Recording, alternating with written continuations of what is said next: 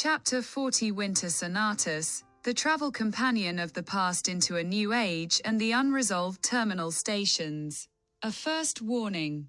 All persons in this book are fictional. All statements, regardless of subject, are precisely that, statements.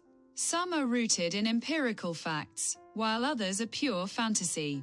My aim is to strike a balance between vision and reality, between fiction and fact, in such a way that the audience can recognize themselves and continue to build on the swarm of ideas and notions.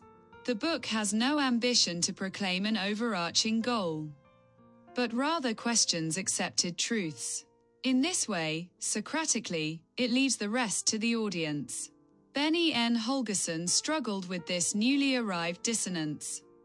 Ever since childhood he had tried to balance extreme endpoints along a kind of common-sense axis, adjusting all radical exceptions towards a reasonable midpoint, his own midpoint, that is.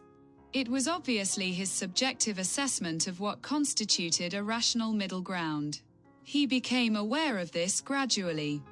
Observations of new environments could be shocking. There, people had an entirely different understanding of the reasonable midpoint. This was confusing for an individual raised in Norway, a wintry mountain country far to the north. Benny N's social democratic upbringing was the norm. It was what he encountered first, and society was like that. It permeated his entire childhood, youth, and adult life.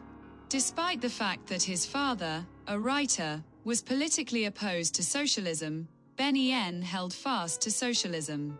This had consequences for the conversations around the dinner table.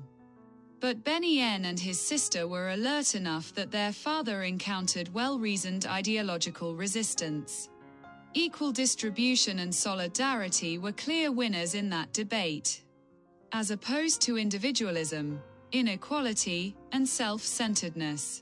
But now, well into adulthood and with a wife and 2 children, Benny N's worldview was shaken to its foundations.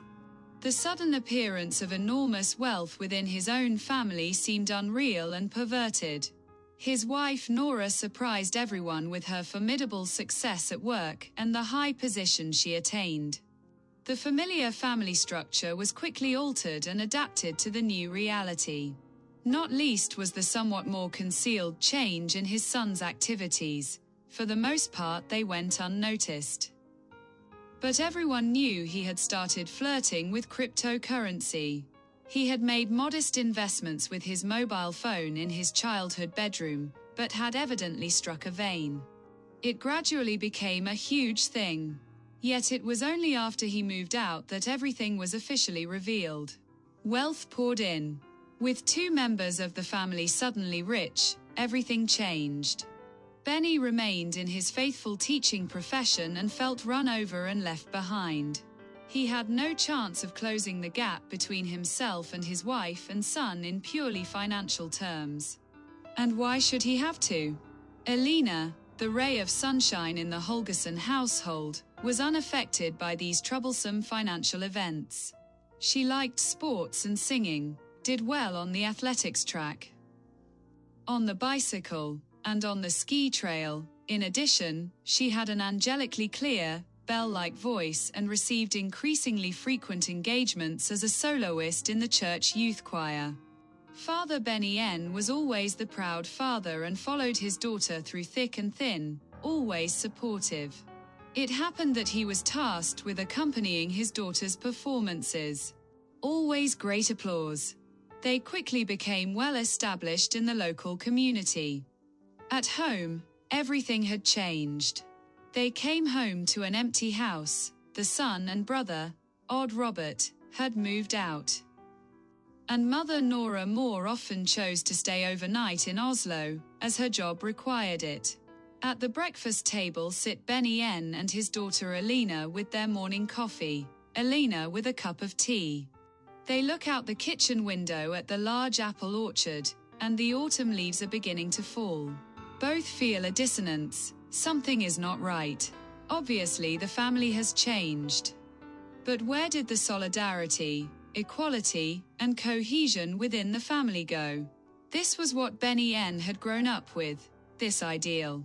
He had believed the whole family was heading in the right direction.